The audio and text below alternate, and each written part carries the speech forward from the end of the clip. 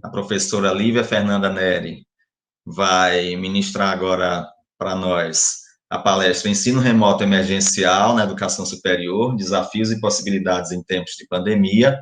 Professora doutora Lívia Fernanda Neri, que é coordenadora do Centro de Educação à Distância da Universidade Federal do Piauí, o SEAD. Então, professora Lívia, seja bem-vinda mais uma vez e fique à vontade para a sua palestra agora. Então, muito agradecida pelo convite, a professora Glória. Vamos tentar fazer, assim, esse momento bem agradável, porque um dos grandes desafios dessa atividade remota é que as pessoas estão nos seus lares, às vezes há outras coisas mais atrativas, então vamos tentar fazer com que a dinâmica fique tranquila e nós consigamos aí manter os nossos colegas atentos e, quem sabe, até interagindo de alguma forma conosco, nesse formato que é uma ação híbrida, onde nós estamos aqui em tempo síncrono e eles estão em outro espaço que não é o da relação direta conosco, que também provavelmente ficará gravado, ok? Então, eu vou aqui, inicialmente, tentar aqui projetar o meu slide, e aí eu preciso que alguém lá na plateia, que eu já combinei antes, eu já ensaiei com o meu colega, vai me avisar direitinho se vai dar tudo certo, se eu vou conseguir aí apresentar o meu PowerPoint, ok? Daqui a pouco eu combino, vejo com ele se deu tudo certo. E aí eu vou esperar o feedback do meu coleguinha lá, se está dando tudo ok, e falar para vocês, então, do ensino remoto emergencial, ERE, na educação superior, desafios e possibilidades em tempos de pandemia. E esse ensino remoto emergencial quase que pode virar, assim, um hino de axé, né? Ererê, em love, love, love com você. E aí, confirmar se a tela está projetada. Na tela. Professora Lívia, a tela está projetada perfeitamente. Tranquilo, então, avante. Vamos lá. Tranquilo. Então, esse ERE, esse ensino remoto emergencial, meus caros, nasce a partir de um contexto específico. Lá na China, aparece uma coisa microscópica que se instala pelo mundo todo. Não é um caso específico que ficou restrito à China e nem ao Brasil, causando o maior alvoroço no contexto mundial, nas ações que demandam interações físicas, interações presenciais. Assim, o contexto é a necessidade de um isolamento social. E no nosso caso específico, enquanto formadores, nos provocou a falta de acesso ao ensino sistematizado dos nossos alunos, de uma aprendizagem sistematizada até então, ou seja, a falta de acesso a um direito constitucional, que é a educação como direito de todos, sistematizada, organizada e pensada para uma situação como essa. Uma outra coisa que acontece nesse contexto é a própria pressão social que invade as instituições formadoras em todos os níveis de formação, desde a educação básica no seu nível mais primário, até o ensino superior no seu nível mais elevado.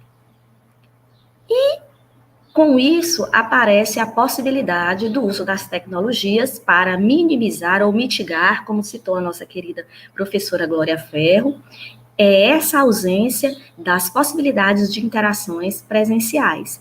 Nesse caso, as tecnologias da informação e comunicação, ou TIC, são a condição necessária para a ocorrência desse ensino, dessa educação, no momento desse isolamento social. E aí surge o ensino remoto emergencial, e aí o nome já nos diz, emergencial, é uma coisa que acontece subitamente, passa a ser uma prioridade, em um contexto, é como se ela tomasse até a frente de outras, pensei numa situação de emergência de saúde, você toma a frente de qualquer outra coisa previamente estabelecida. E esse ensino remoto emergencial demanda um planejamento estratégico das instituições que passam a usá-lo, a ofertá-lo. Demanda também dos docentes, dos discentes, dos gestores, novas competências e novas habilidades que tiveram, nesse caso, que ser desenvolvidas em tempo, quando acontece uma emergência na sua casa, você tem que não dá muito tempo de pensar, mas você tenta fazer da melhor forma. Também vai nesse bojo das novas competências, habilidades de repensar as práticas, onde os nossos alunos podem aprender coisas interessantes, estando nos seus ambientes familiares, com seus amigos, pesquisando na internet, que é muito importante isso, e ajuda a desenvolver um outro aspecto fundamental quando se trabalha com tecnologias da informação e da comunicação nos processos de ensinar e aprender, que é a prática colaborativa. Alcançar a prática construtiva colaborativa seria aí o grande resultado desse processo todo, as pessoas aprenderem a colaborar nas construções desse conhecimento e também, nesse bojo todo, pensar nas tecnologias digitais, no caso do ensino superior, foco maior nas tecnologias digitais, mas a educação básica usou e usa outros formatos, ainda a televisão, ainda o rádio, ainda práticas de inclusão com o uso de material impresso, apostilado, e também de práticas inovadoras para esse contexto. Bom, e quando surge esse contexto do ensino remoto emergencial, gente, foi um corre-corre para todo lado. E, pelo menos no grupo da Universidade Aberta do Brasil, onde se tem todos os gestores das formações em educação à distância do Brasil, tanto em nível estadual quanto em nível federal, houve uma preocupação enorme, principalmente nessa diferenciação, nessa explicitação, que esse ERE, esse ensino remoto emergencial, não se confundisse com a educação à distância. Então, isso é um erro primário. Embora se use tecnologia, daqui a pouco eu vou ter um slide específico para explicar isso, esse ensino remoto emergencial não é educação à distância. E aí se passou a produzir material para reflexão, para explicação, dentro dos grupos que coordenam a educação à distância. Então, a UFRN tem um conjunto de 7 apostilas que falam do ensino remoto desde o planejamento até a prática avaliativa. E eu apresentei aqui apenas a capa de 2 deles, né?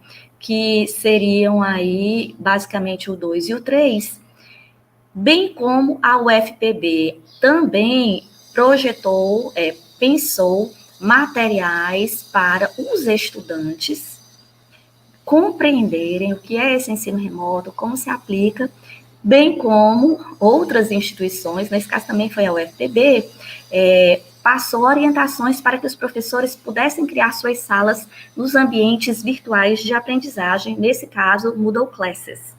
Vamos falar um pouquinho desses ambientes de aprendizagem. Mas o que é importante? O que é importante é que quando as instituições se viram invadidas por aquele vírusinho que saiu lá da China, procuraram, em tempo mais que rápido, pensar formas de trazer de volta, de não deixar a ruptura dos processos de ensinar e aprender e das interações com os seus alunos, porque entendia-se que essa ruptura, esse distanciamento das práticas de aula seriam mais prejudiciais do que a prática do ensino remoto emergencial. Então, parabéns às instituições aí que pensaram e socializaram propostas interessantes para que fossem aí multiplicadas por outras instituições. Então, foram pensadas, socializadas, aplicadas, discutidas, e vamos falar um pouquinho aí dos produtos, dos resultados dessas reflexões. Então, percebeu-se que esse ensino remoto é necessário, que ensino remoto emergencial não é educação à distância, embora use as tecnologias, e agora eu vou tentar explicar da melhor forma. Existem duas modalidades, conforme a nossa Lei de Diretrizes e Bases da Educação, de ensino. Ele ou é presencial ou ele é à distância. Nesse momento, é assim que a nossa regulação apresenta. Então, a educação à distância, assim como a educação presencial, é uma modalidade estabelecida, tem uma estrutura própria que envolve sujeitos diferentes dos sujeitos que atuam na educação presencial. Eu poderia citar pelo menos 3 desses sujeitos que existem na educação à distância, que não existem na educação presencial e que não existem no ensino remoto. São os tutores, que são mediadores entre os professores formadores e os alunos. No ensino presencial, os docentes, eles agem aí na completude desse processo, não tem tutor no presencial, também não tem tutor no ensino remoto emergencial. Então, é uma ação nesse sentido de relação direta entre professor e aluno. Nesse sentido, parece um pouco mais com o ensino presencial. Existem também os coordenadores de polo. Eu vi que no PAFOR tem coordenador local. Então, talvez os coordenadores dos polos da educação à distância sejam semelhantes aos coordenadores locais, se os coordenadores locais não forem os coordenadores de curso. E aí o professor João Bem-vindo pode aí me explicar se os coordenadores locais são coordenadores de curso ou eles coordenam lá o lugar. Se for assim... Professora Lívia, os coordenadores locais não são coordenadores de curso. Pronto. Eles apenas dão apoio para a estrutura local, para o funcionamento de todos os cursos que estiverem naquele município. Mas tem outro coordenador de curso aqui em Teresina que acompanha especificamente as questões de cada curso. Pronto, perfeito. Pois então, na EAD, nós temos coordenadores locais, que nós chamamos de coordenadores de polo, e temos os coordenadores de curso também. Então, veja que esse ensino remoto emergencial, ele é um pouco diferente da educação à distância. A educação à distância parece um pouco com o PAFOR, que parece um pouco com a educação à distância, que a educação à distância é diferente do presencial, mas parece com o ensino remoto. Deu aí para a gente tentar construir essa coisa?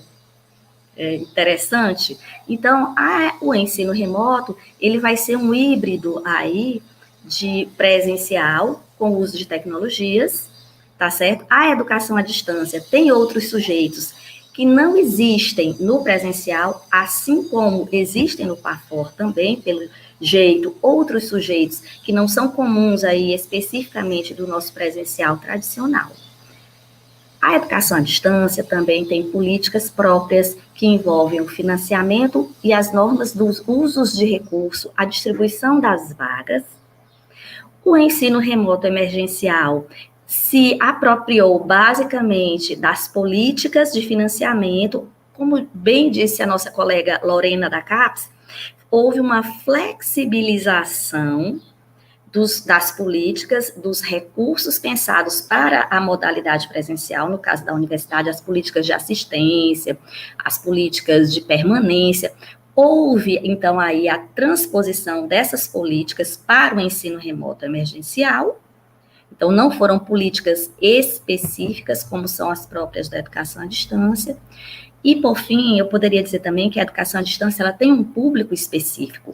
É um público que, a partir das suas demandas pessoais ou das demandas impostas socialmente, imagine aí uma pessoa que mora em Corrente, da Corrente até tem, vamos pensar assim, Avelino Lopes, em locais onde não chega o ensino superior presencial, que são demandas impostas socialmente, e aparece a oportunidade de uma formação à distância para suprir a falta daquele direito constitucional. Então, esses sujeitos fazem a opção, que talvez não seja a única opção desses sujeitos, cursar um curso na modalidade à distância.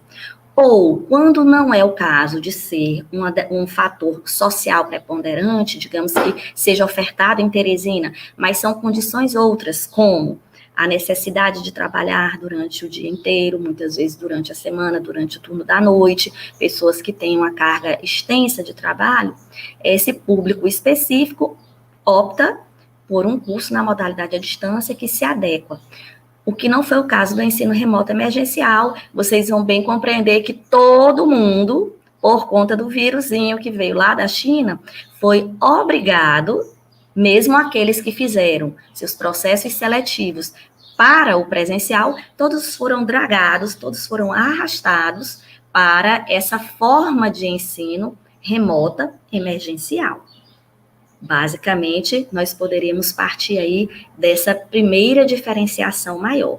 Contudo, como a única forma de interação entre esses sujeitos é a forma mediada pela tecnologia, essa ação, então, que também é uma ação da educação à distância, na formatação de interação, uma das formas de interação, então, foi apropriado pelo ensino remoto.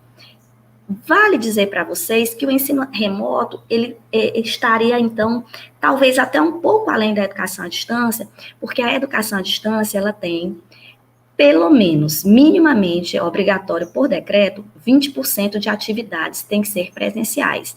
Dentre elas, avaliação, estágios e práticas laboratoriais. As atividades práticas, elas têm que ser presenciais. Mas o ensino remoto emergencial, ele invadiu todas as possibilidades de ação presencial, graças ao nosso vírusinho que veio da China. Então, se eu fosse definir para vocês o que é ensino remoto emergencial, professora Lívia, é uma prática de um entrelugar, nem presencial e nem EAD, na acepção legítima e legal da palavra.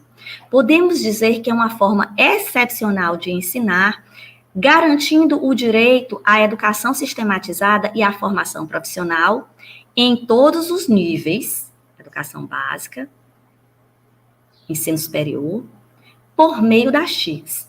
Então, essa seria uma forma de tentarmos aí compreender melhor, mas demarcar bem, não é presencial, não é à distância. Dentro dos grupos de modalidades de ensino, tem as suas especificidades. E, embora nós estejamos longe, ela foge ao que é regulado pela educação à distância, não tem políticas específicas, não tem público, não tem carga horária presencial. Atualmente, se você me perguntar, tudo se tornou ensino remoto, inclusive a educação à distância. Por quê? Porque nós também não tivemos mais como fazer aquelas práticas laboratoriais, avaliativas, no formato presencial. Quem nos assegurou isso? Bom, as normativas aí que foram sendo liberadas pelos órgãos de consulta, de conselhos de educação, que foram aí permitindo que essas ações acontecessem na forma que estão acontecendo. Podemos dizer que atualmente é a única alternativa que temos no contexto atual para nos mantermos aí seguros e não nos afastarmos totalmente dos processos de ensinar e aprender. Imagine você aí, estamos chegando a um ano, não é, do início desse processo todo. A coisa começou mais ou menos em fevereiro, em abril, arruinou totalmente, né, foi lockdown, estamos voltando aí com a segunda onda. O que seria mais danoso, não é? Esse afastamento, se nós tivéssemos passado um ano, muitos dos alunos teriam desistido, dá um desestímulo, né? As próprias dificuldades, as próprias questões que envolvem o nosso comportamento, a nossa saúde física, a nossa saúde mental, da importância de nós mantermos esse vínculo e essa interação para continuarmos nos nossos processos de formação. E agora eu gostaria de pensar um pouquinho sobre algumas reflexões de ensino e de aprendizagem na nossa sala de aula remota emergencial, que é um espaço virtual ou mediado pela tecnologia que foi nos imposto aí, vamos aí fazer o melhor possível com esse espaço que, graças a Deus, ainda temos. O que é sala de aula? Que sala de aula é a da ERE? Maior dificuldade de todas. Como avaliar nessa sala de aula?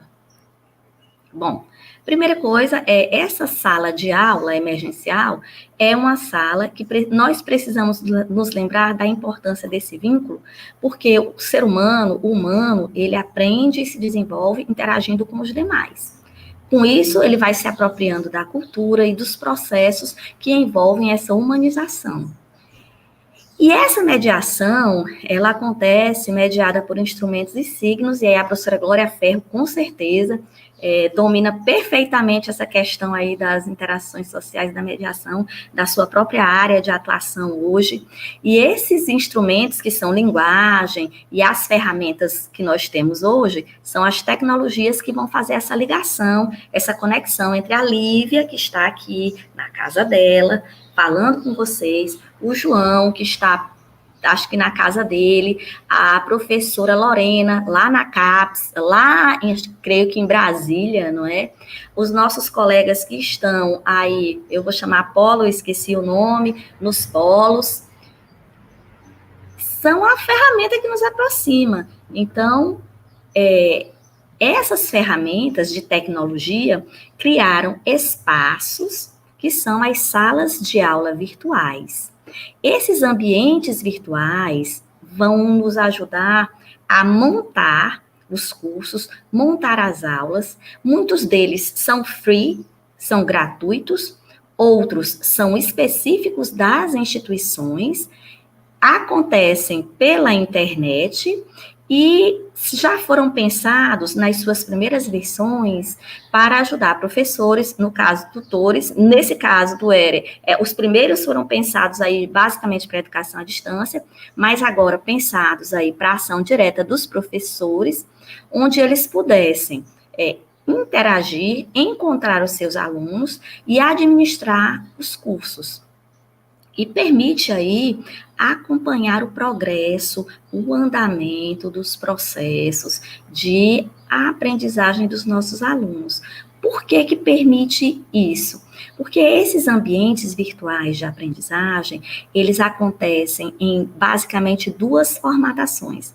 Nas formatações síncronas, em tempo real, é o que está acontecendo aqui agora, e na sua formatação assíncrona. E a formatação assíncrona é aquela onde o que é escrito, que não é efêmero, né, fica escrito, pode ser acompanhado, pode ser repensado, pode ser reaplicado e reconstruído várias vezes.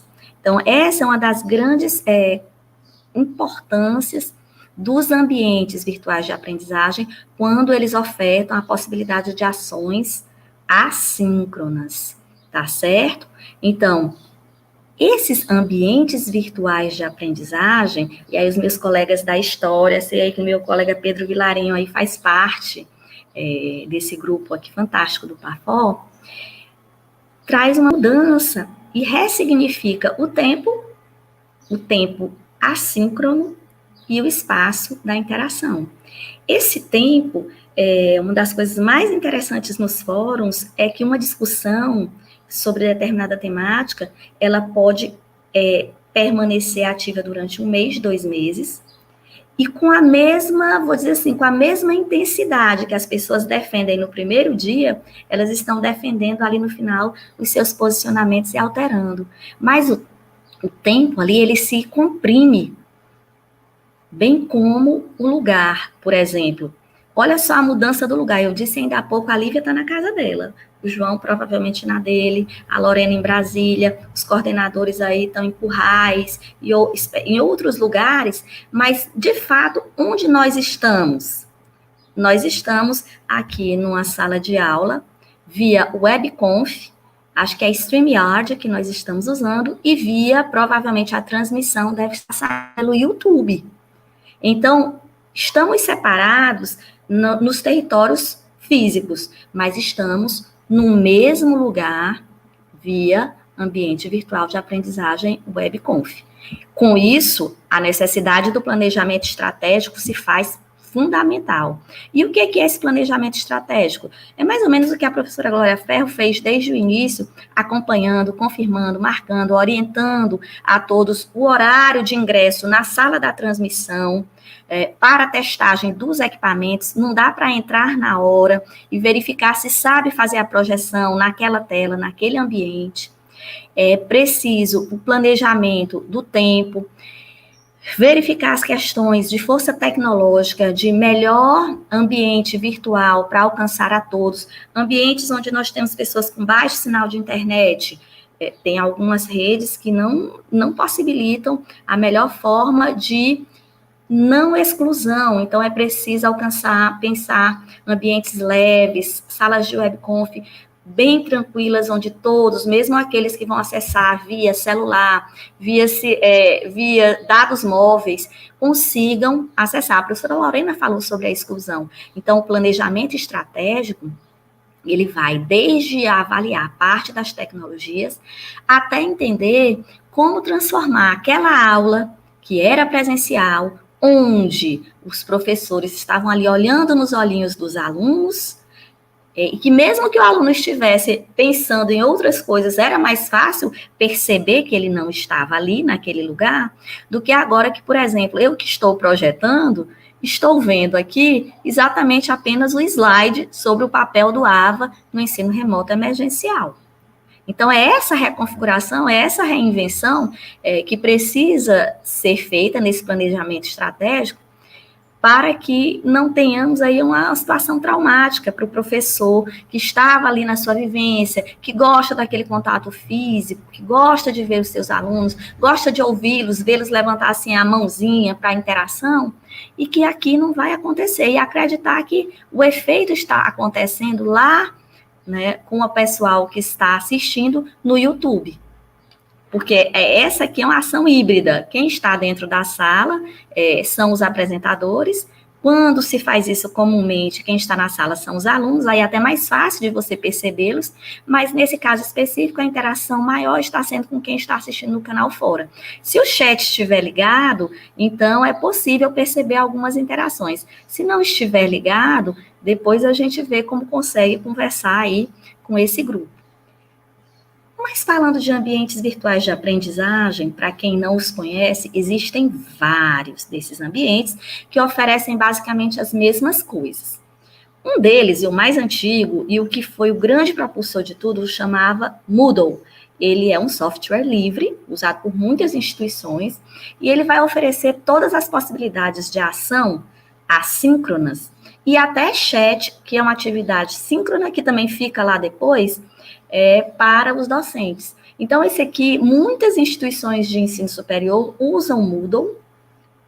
No caso da UFP, nós usamos o SIGA-A, que é também um ambiente virtual de aprendizagem, que possibilita aí várias ações. Então, os dois nos proporcionam ações como participar de fóruns, participar de tarefas avaliativas, tem ações como questionários que podem funcionar como prova propriamente dita.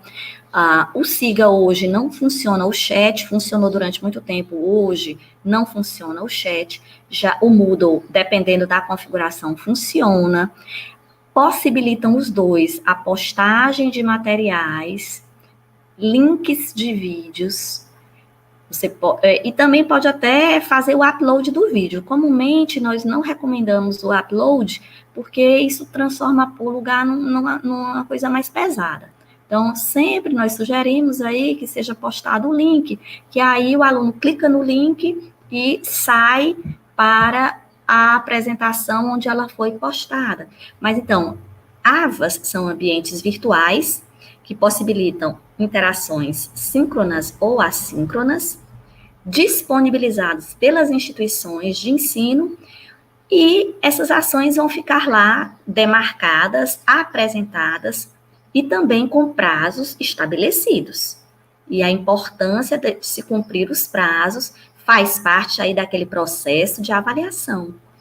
Então, aquela coisa de pontualidade e assiduidade em ambientes virtuais de aprendizagem é fundamental para o processo avaliativo.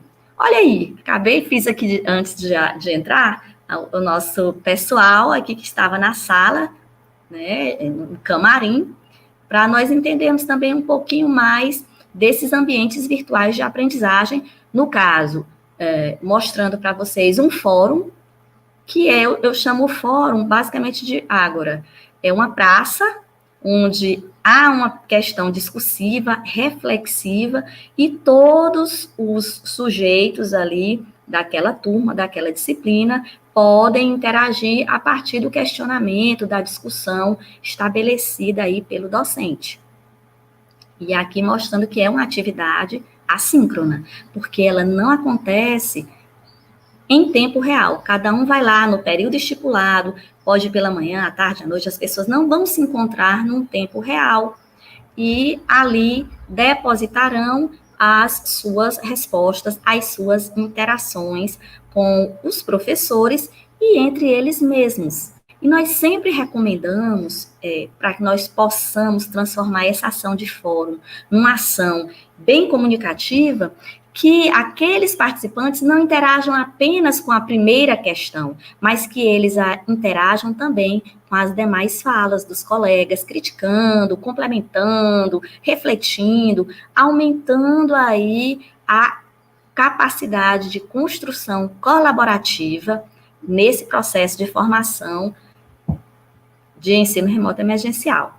E aqui ao lado, mostrando para vocês as ações que podem ser consideradas síncronas, as ações de tempo real, que são disponibilizadas principalmente pelas plataformas de webconferência, basicamente RNP, Meet, essa que nós estamos usando aqui hoje, o pessoal aí, ó, em tempo real. Quando a gente vê, assim, as pessoas, fica mais tranquilo. A professora Glória ali, olha só, o professor João, todo mundo assim, feliz, né? Porque ver é uma coisa bem, bem importante para esse processo de interação. Mas nós não podemos apenas depender dessa visualização, porque as adequações, como eu disse, se a capacidade técnica de internet do nosso aluno é baixa, ligar uma câmera pode fazer um maior estrago nesse processo do aluno. E, então, muitas vezes é preciso aquele planejamento estratégico, repensar a melhor formatação para isso. Uma outra forma bem interessante, já mais novinha, são os laboratórios de prática real, simulação de prática real, né? Vamos ver aqui se a tecnologia não me deixa na mão e eu consigo projetar para vocês uma ação em laboratório. A UFP adquiriu aí um piloto desses laboratórios para práticas de várias áreas, não é? Que trabalham, que tem laboratório. O professor Gildásio Guedes, o nosso reitor, fez aí a proposta para a apresentação de um piloto com 400 alunos, também para garantir aí no nosso retorno tranquilidade para os nossos docentes e os nossos discentes, porque é preciso também essa reflexão de conseguirmos colocar aí nessas práticas muitas pessoas, ok? Então, temos também como espaços virtuais de aprendizagem hoje, os laboratórios virtuais de aprendizagem. Eu não me lembro de que prática é essa, mas, então, já temos também um avanço. Também tem laboratórios que oferecem práticas da educação básica. Deixa eu ver se eu tenho aqui outra prática. Vou tentar aqui avançar.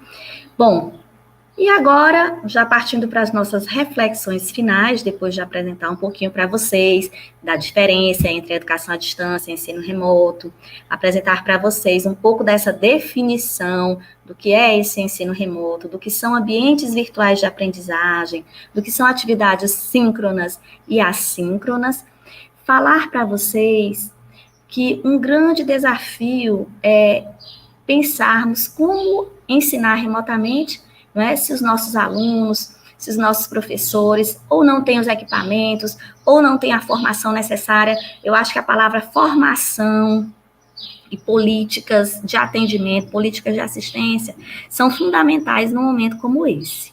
Então, as práticas formativas, como a professora Glória está fazendo aqui nesse momento, como o SEAD, num primeiro momento, ajudou nessa transição, nessa chegada aí dessa emergência, quase de ambulância, são importantes para que nós compreendamos exatamente o território que estamos adentrando, as possibilidades que nós temos, as dificuldades que nós temos.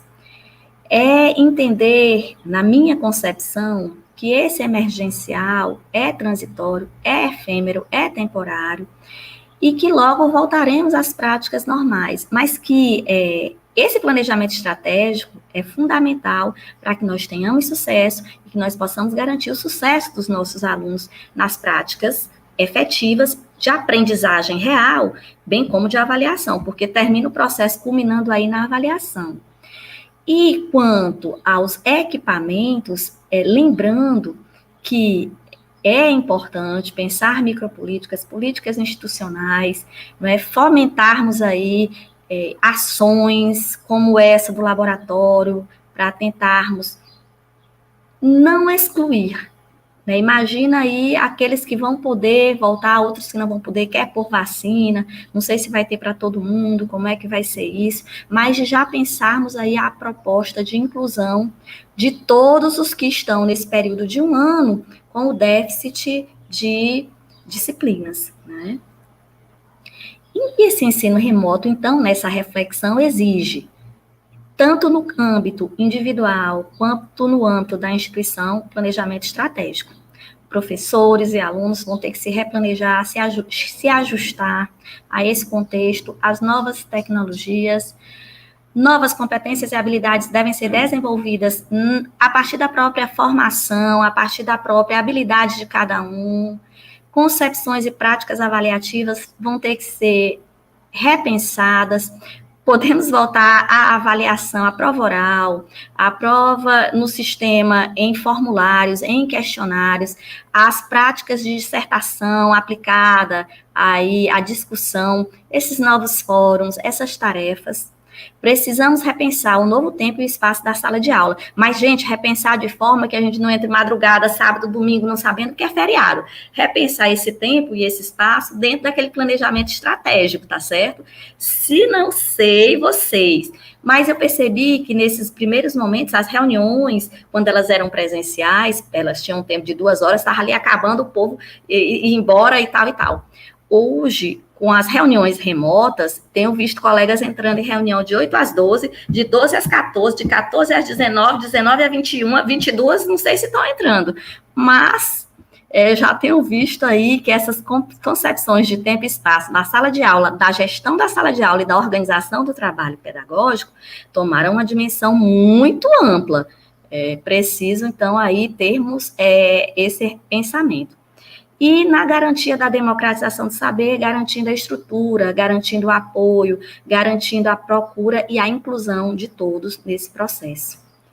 Esse ensino remoto exige uma mudança de paradigma, é óbvio, epistemológico, no processo de ensino e no processo de ensino e aprendizagem, em todas as suas dimensões, como nós falamos, nas dimensões que os constituem, e traz também a inserção, eu diria que na modalidade presencial, das tecnologias mais digitais, porque a modalidade presencial sempre usou tecnologia, quando usou data show, quando usa aquele que era antes do data show, que eu esqueci o nome, se alguém pode habilitar aqui o microfone, eu esqueci, mas antes do data show tinha um que era assim, você botava uma folha, tinha que ser invertida, era um processo da física muito legal. Que você botava a folhinha transparente e ele projetava retroprojetor. Quando usou o quadro de acrílico, quando usou o quadro de giz, tudo isso é tecnologia no ensino. Só que agora é trazer as tecnologias digitais, as tecnologias da comunicação com propriedade. Essas são as referências que eu trago para vocês, né, de algumas colegas da Universidade Federal, e de alguns colegas que trabalham aí os processos de interação e formação. Eu vou aqui encerrando e de já agradecendo o convite, certo? E espero que eu tenha conseguido deixar com todos vocês um pouco dessa reflexão. Não tenha falado muito rápido, agora que eu estou vendo, John, você aí, meu Deus, espero que tenha conseguido aí acompanhar a minha fala, e de já me disponibilizo aqui, não sei como foi a proposta, professor João, mas para algum esclarecimento que se faça oportuno nesse momento. Ok, professora Lívia, temos muitos comentários aqui no chat elogiando a tua fala, a tua participação. Você apresentou contribuições importantes para esse momento de educação à distância, e acredito que foi uma fala bastante clara, bastante sucinta, mas extremamente profunda e oportuna nesse momento. Então, só temos a agradecer. Então, obrigada, um bom dia a todos e a todas, e que nós possamos aí levar com tranquilidade, sabedoria esse momento. Vai dar tudo certo, fiquem bem, boas aulas à distância. Lívia, temos apenas algumas falas aqui que a gente poderia até reproduzir aqui na tela, como a gente tem 3 minutos ainda, e aí você pode eventualmente comentar sobre elas. Vamos colocar aqui a fala da Vera Martins, é uma aluna que está nos acompanhando aqui, então vou colocar a dúvida dela na tela. Ela diz assim, está na tela aí: infelizmente, a qualidade da aprendizagem no ensino remoto vai cair, no meu ponto de vista. Você acha, professora Lívia, que necessariamente essa qualidade da aprendizagem vai cair? Ou, enfim, essa é uma perspectiva, digamos assim, não muito otimista? Eu agradeço muito a pergunta. Isso é uma coisa que sempre tem me angustiado quando eu vejo. Veja, Vera, veja, João, o conceito de qualidade em educação é um dos conceitos mais complexos que eu já vi serem estudados pelos pesquisadores em educação. Qualidade em educação, ela pode ser medida pela formação dos professores, pelo próprio processo avaliativo, pelas políticas de financiamento, pelas políticas pensadas para se alcançar os sujeitos. Então, quando a gente fala em qualidade de educação, é preciso compreender qual é o parâmetro que está sendo usado e qual é a situação de aplicação do conceito.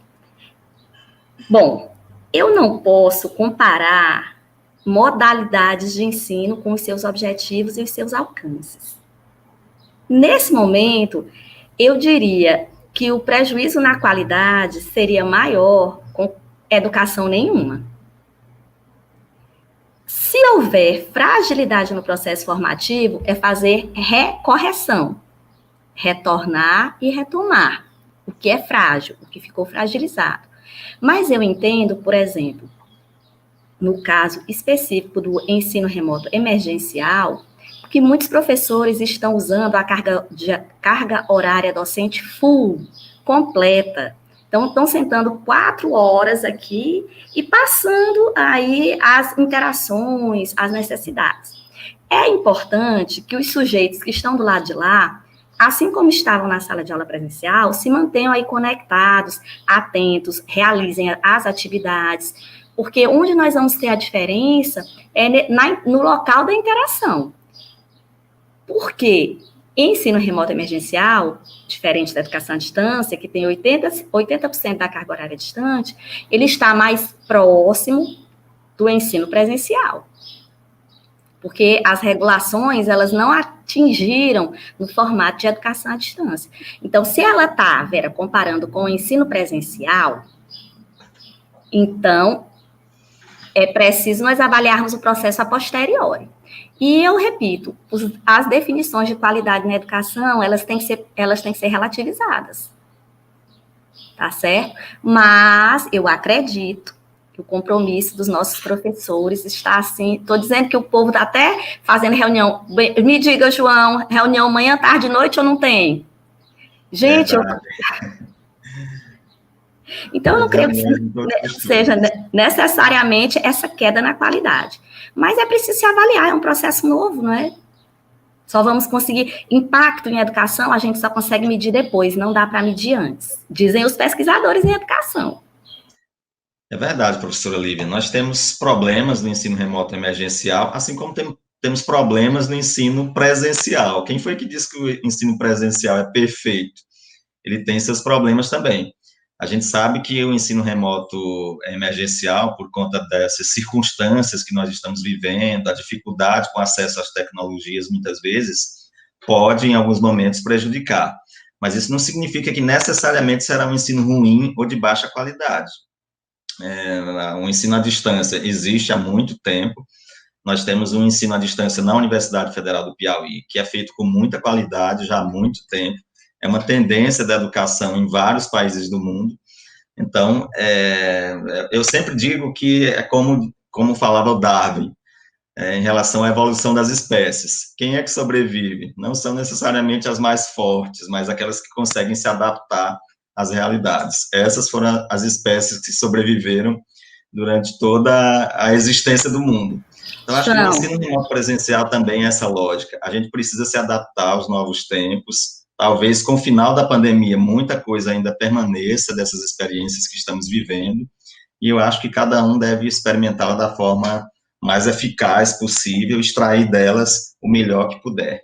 João, esse é o conselho. Eu só queria acrescentar rapidinho, assim, como temos historiadores aí, imagine que a evolução, você falou, Darwin, muito bem, você sabia que no início da educação no Brasil formal, havia os mestres-escolas, né?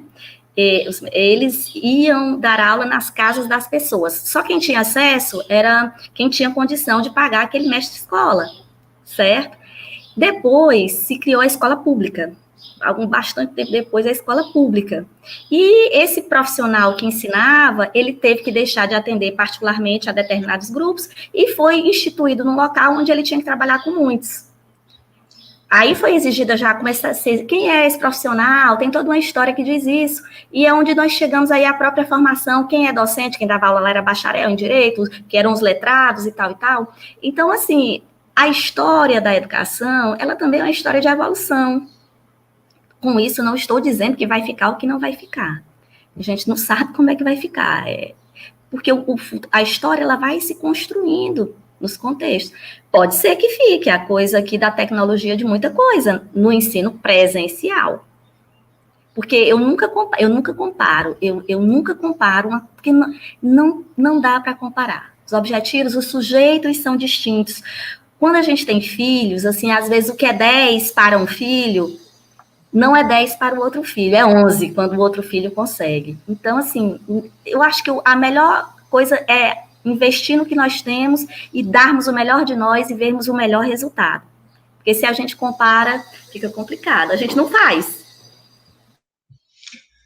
Ok, professora Lívia, nós agradecemos imensamente a sua contribuição. Temos algumas questões aqui que, infelizmente, por conta do tempo, não vai ser possível responder a todas elas, mas os coordenadores de curso vão ter um momento com todos os alunos para tirar muitas das dúvidas que estão sendo colocadas aqui. Então, a gente quer te agradecer, convidá-la a continuar conosco no seminário, ou não, não sei como é que está a sua agenda hoje nas suas atividades, mas agradecemos imensamente a tua participação até aqui. E aí, queremos lembrar a todos que já postamos o formulário de frequência aí no chat, todos devem registrar a sua frequência nessa atividade. Em todas as atividades, a gente vai passar no final um formulário de frequência, a gente pode até repetir a postagem agora do formulário de frequência para quem ainda não registrou. Essa frequência vai servir para comprovar a participação de vocês e para emissão de certificado depois do evento. A gente quer convidar todos vocês a se inscreverem no canal do YouTube do PAFOR. Aqueles que ainda não se inscreveram, aproveita agora para se inscrever no canal, curtir as publicações, ativar as notificações, enfim, fazer parte dessa família Pafor de forma mais intensa. Nós estamos preparando um material para o ensino remoto emergencial, que já está em fase de conclusão, será disponibilizado no início das aulas para todos os alunos e professores, e a partir de agora nós teremos a oficina 1, que irá ser realizada em outro link. Aí no canal do Pafor tem um cartaz com essa oficina, mas a gente vai colocar o link aqui também, já colocamos aqui no chat do YouTube, o link para a próxima atividade.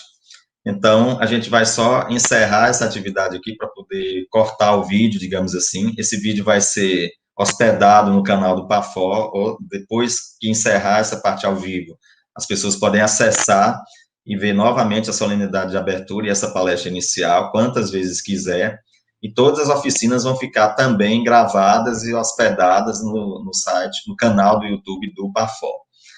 Então, agradecemos a vocês, mais uma vez, pela participação, ao professor Cleves, aqui pela interpretação em Libras, e vamos agora para outra sala, para a gente começar a oficina 1.